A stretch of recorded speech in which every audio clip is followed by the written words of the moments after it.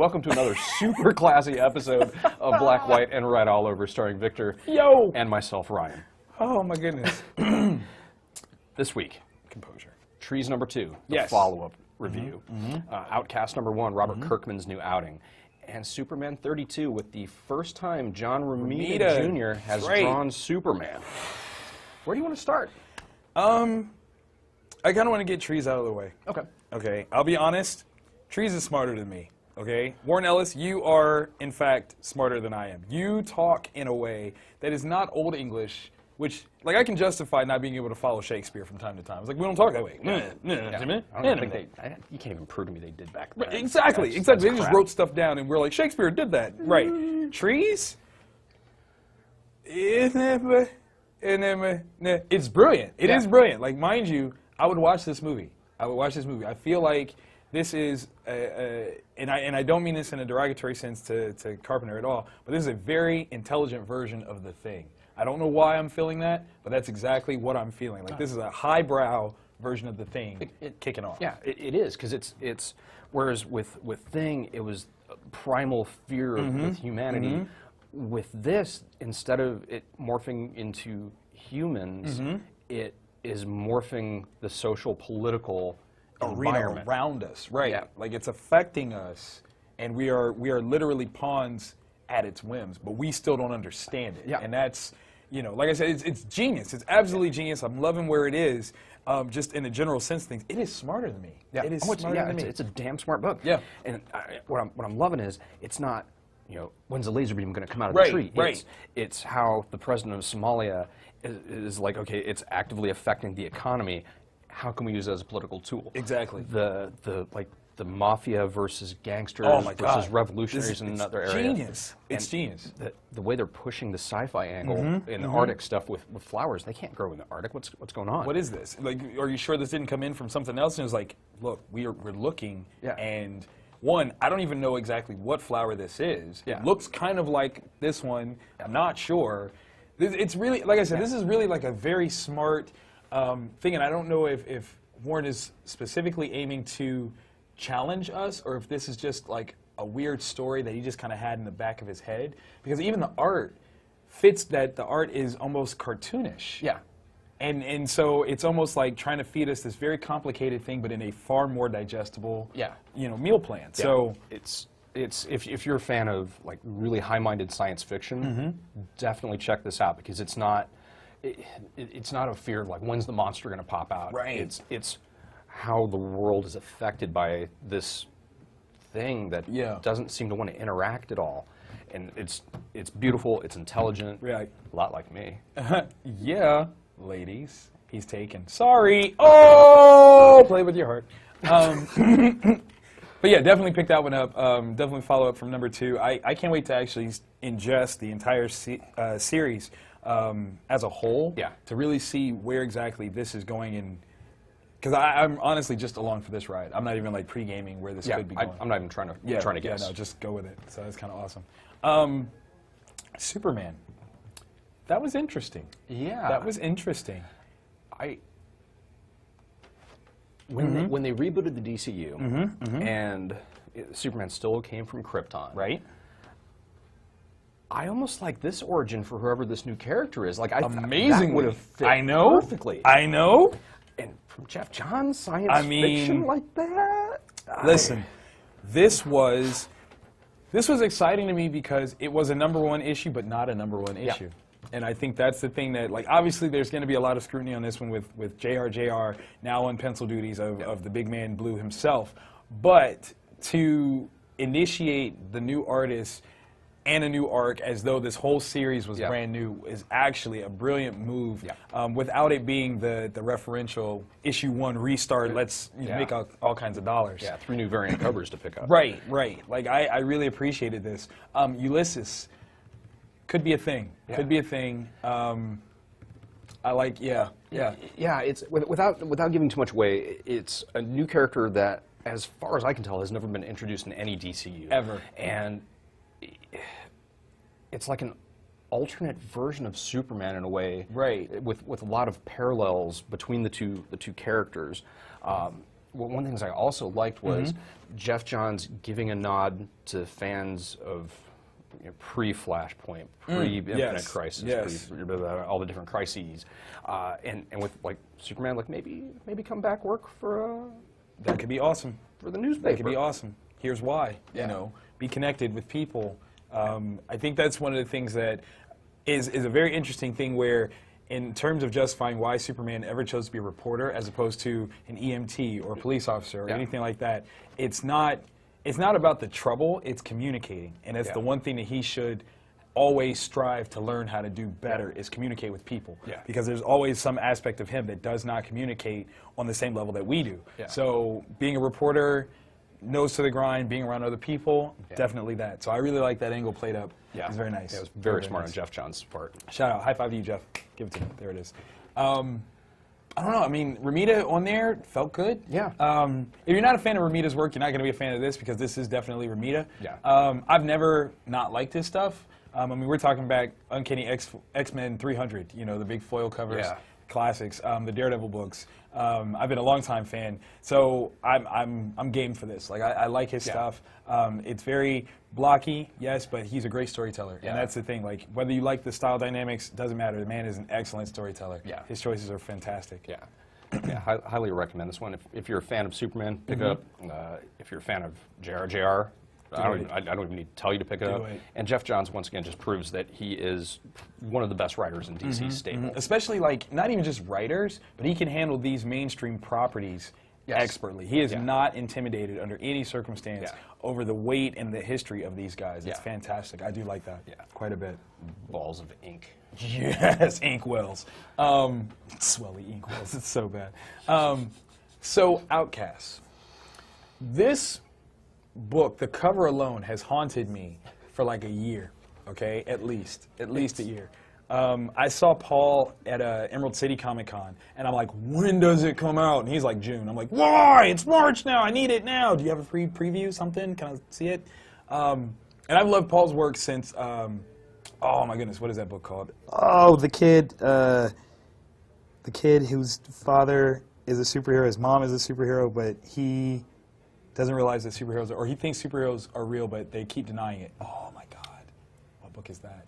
I can't remember. But when I figure out, I will be a happy boy. Was it Miller 1984? No. This is before that. I mean, we're talking like this kid is like, he's trying to make himself into a superhero in any way, shape, or form possible. And his parents are like, no, we're going to take you away from reading comics and all this stuff. And then he finds out that his dad is actually like one of these like major superheroes. His mom is a major superhero. And he ends up having to go to this like hidden school for superpowered people, only he has no powers. It is amazing. I have to figure out what it is. I got the trade. It's brilliant. It's through Image. Anybody that's out there that knows this, tweet the title at us. Tweet it, please. I'm so failing. I have it like at my house. I can see it sitting on the Grounded. That's what it's called. Grounded. Victory for me, because my mind turned back on. I've loved his work since then. Yes, that's right. All around, and we come back to it. And this seems like the evolution and upgrade sense. Like, I know he did that book with Mark Miller, or it was featured with a lot of Mark Miller stuff. And it's fantastic. I love the way that he's marrying both, you know, foreground, like directness, and then like faded background stuff that plays up here is brilliant, brilliant, brilliant. I like.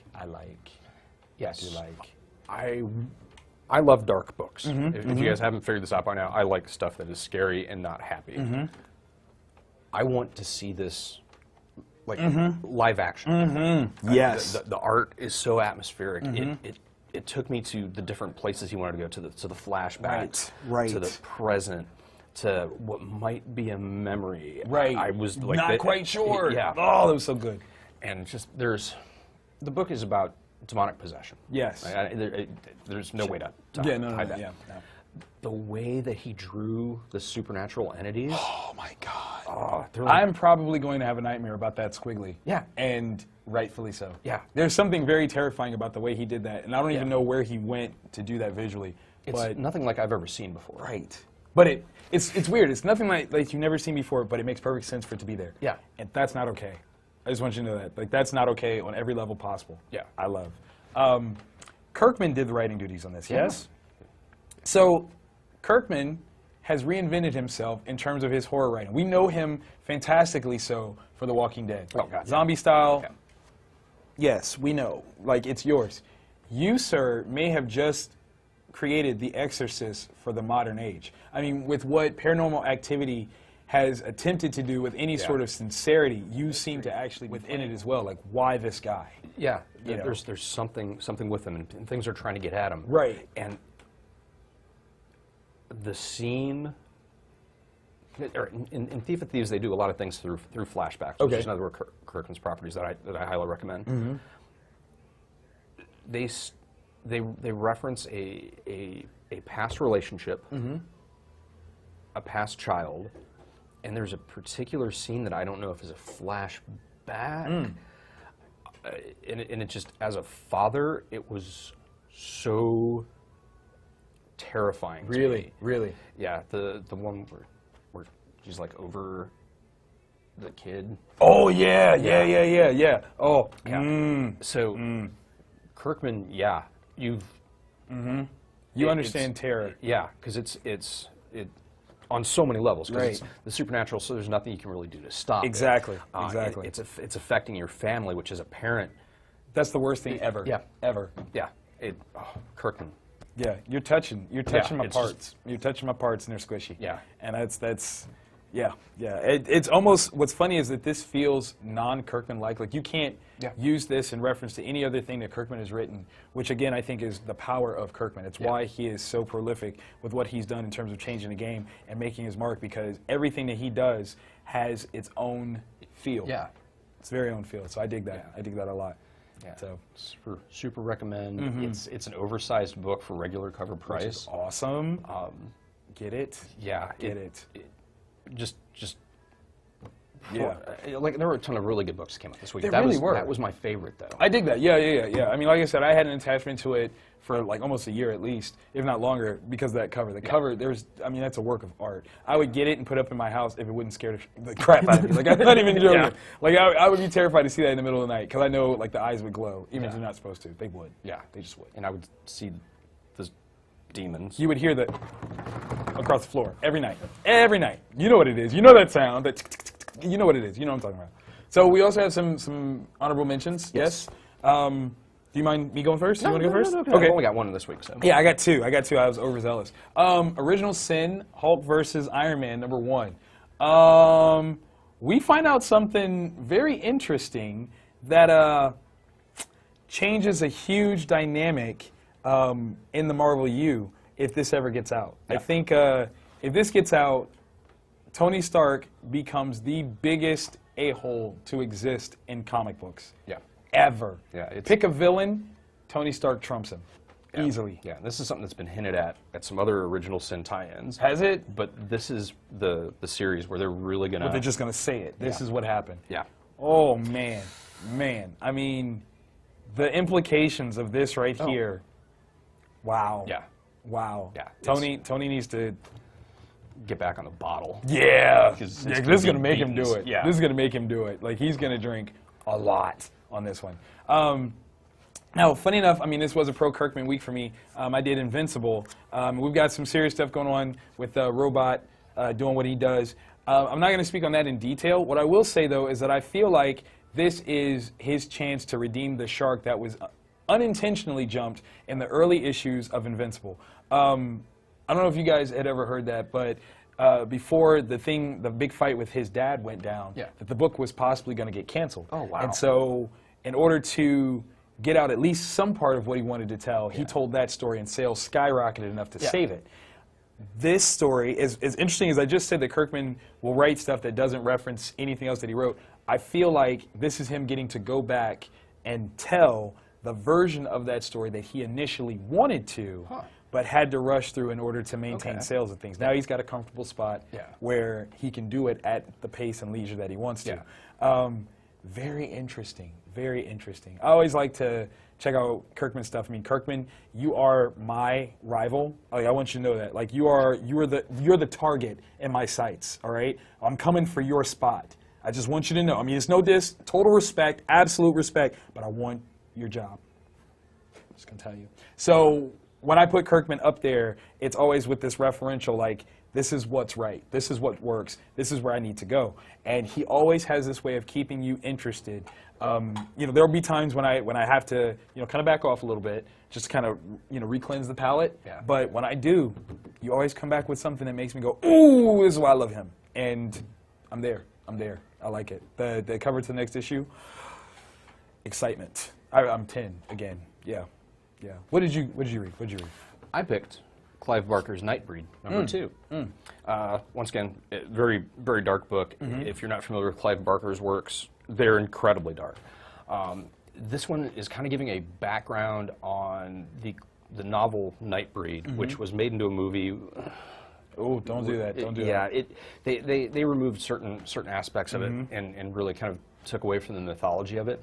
And within this story, they're giving a background on several of the characters, and in a way that they're all monsters, but compared to what humanity will do to itself, they are nice. Yeah.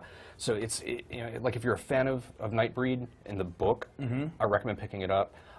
If you're a fan of alternate sort of mythoses and like there's like a religion, you know, hidden from everything else, like Gnostic type stuff, you might also think about picking it up. Okay. Clive Barker is outlining it, and other people are following the outline very, very close to his work. Gotcha. So that's awesome. yeah, That's awesome. Good stuff for horror. I think this was a solid horror week. This like, was a for it very, not being Halloween. Yeah. Good stuff. I'm Yeah, so really. surprised that we didn't get much more feedback off of Original Sin last week. Yeah. That hurt my feelings. Yeah, that hurt my feelings. That's twice. That's twice, interwebs, that you have let me down. I don't understand this. Yeah, I mean, we reviewed stuff that a lot can be talked about. Right. Great intellectual conversations about the merits of certain books and writing styles and arts. We could have picked Amazing World of Gumball number 1. Understand that. That was on the list. That was on the list. We're trying to engage here, people. I'm on one knee, trying to engage with you. On bended knee. Let's do it. Like Boys to Men. You know it. Boys to Men. Because he can do a beard that I can't. If I do a shout out for I'll be this weekend? Yep. This weekend, hey, Louisville, Kentucky, I'm going to be in you for the Derby City Comic Con. I'm returning for the umpteenth time. Shout out to Comic Related and all those guys that are involved. It's going to be a lot of fun. We're going to have some folks in the building. Dirk Manning, one of my best good friends in the world, is actually making his premiere at this show. He's done all kinds of other shows, but this is the first time that he's ever hit Derby City square in the jaw, and so I'm excited to hang out with him. It also marks, I kid you not, 17 weeks back to back of events for me. Done. 17, baby. 17. Look for a write-up. I'm going to do a write-up. He did it last year. Like we had a little, I don't know, weird little tit-for-tat thing, and he did, you know, was it 15 events, 15 weeks? It was nutty. It was nutty. I had to trumpet, though. Boom, 17 with a bullet. Pow. See how that works? See what I did there? Yeah. We came back to it. Episode 17, 17 for me. Magic. That's right. Started it all together. That's how we do it. But yeah, definitely come down, come see me, come have some fun. It's going to be a great thing. Are you guys got anything going on this weekend? No, it's one of our rare off weeks where we're just kind of Take that. I'm working on comics. I'm working on a giant trade paperback reorder this week. Got so, you, got yeah, you. Just talking comics. Why don't you come in and talk? That, you know what? That could be a thing. That could be a thing. Talk shop. That's what we're going to do. Come in, talk shop with Ryan. See some stuff. Talk some stuff. Talk about the books that we just talked about. Oh, share your thoughts. Where you at? Doesn't even have to just be Twitter, people. We do it in real life, too. Bam. What? Yeah, that's right. That's right. Fourth wall breakage. Step into the store. Oh, I did that. I did that. I don't think we can beat that. No, yeah, no. That's it. That's it. This is